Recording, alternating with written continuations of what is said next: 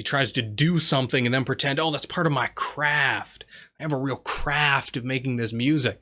Like, I've heard him describe his music as conceptual. What the hell does that mean? He's just flinging objectivist terms out there like they mean anything and trying to pretend like his music is something that comes out of objectivism. No.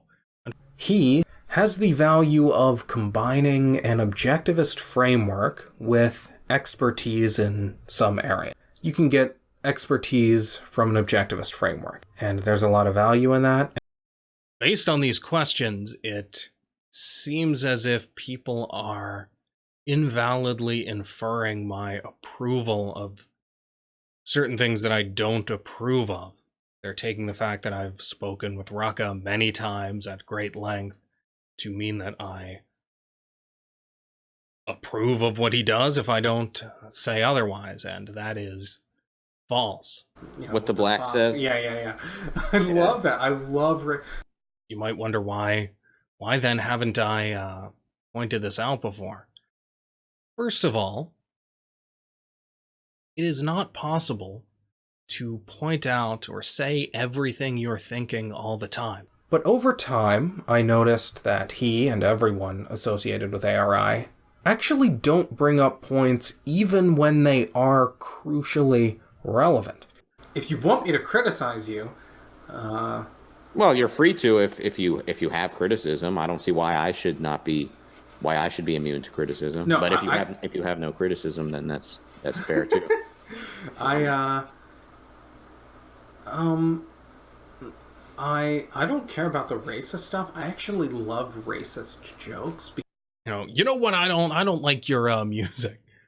I've always found my work very positive. Like, it's not always appropriate to say something and derail a conversation. I mean, I would have never hidden from that, and I never did. I mean, if you can't put two and two together, when I say that I detest swearing promiscuously, well, I don't know what to tell you. This shouldn't be a surprise. It should not be a surprise that I don't like Rucka's music. It shouldn't be a surprise to him or anybody listening to this. First of all, I'm drunk often in those conversations, so it's hard to notice things. It's hard to be as sharp. It's hard to notice things in the moment. Sometimes, Rucka will say something and I think, did he mean what I thought he said? Did he mean what I thought he meant? It's just unclear. Conversations go fast. You can't always catch what's, the meaning of something in the moment. As I say, I understand not bringing that up as your first point, but sometimes that's relevant. Sometimes that's the knot you have to untangle in order to dispel someone's confusion, and your own won't do it, even when it's necessary. Yes, we want to spread objectivism to make the world a better place. That is an important concern. So when somebody sees you associating your filth with objectivism and claiming that that's a product of it, that is bad. It's bad for everybody who cares about objectivism and its practical results. My problem with Yaron is that he exhibits the mentality that most people from the Ayn Rand Institute exhibit, which is one of appeasement toward the mainstream. He has an overriding concern with being taken seriously. He will not bring up certain controversial ideas in certain contexts. Now, he'll say things on his show to an objectivist audience. I think Rucka's comedy music is nihilistic filth. Now, if you are surprised by that, then I'm glad that I'm pointing this out. Fine. When he's talking to other people, though, he won't bring things up even when they're appropriate. What the black says? Yeah. I love that. I love Rick. And I think this comes from just not wanting to seem like a kook, like a weirdo. Doesn't want to seem too crazy or extreme, so he avoids.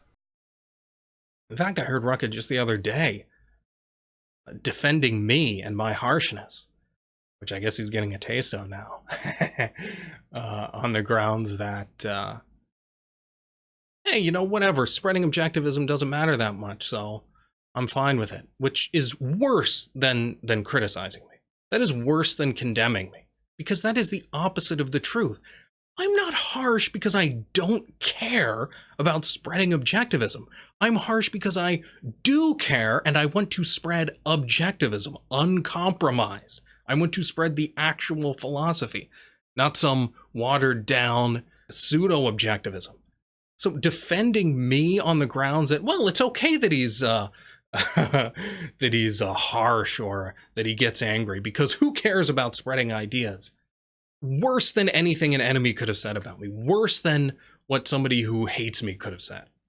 Which is one of appeasement toward the mainstream. He has an overriding concern with being taken seriously. In terms of truly original thought and application, you could get everything essential from Ayn Rand, Leonard Peikoff, Harry Binswanger. And I'm leaving myself out of this whole equation just so there's no question of self-aggrandizing. And the same thing here. If people see that I allow this kind of thing, good people will turn away, and I'll never find my kind of people. But that's a non-issue because my kind of people don't exist, so it's hard for me to care very much about sanction.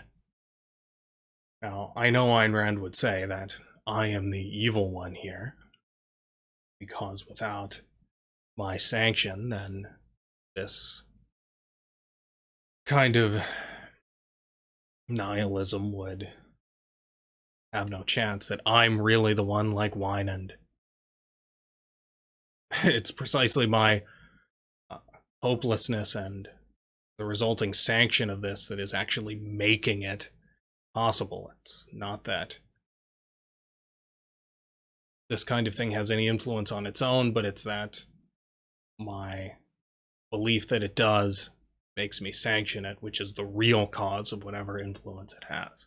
So I know Ayn Rand would condemn me here. You can judge what you think of me. Oh, I will.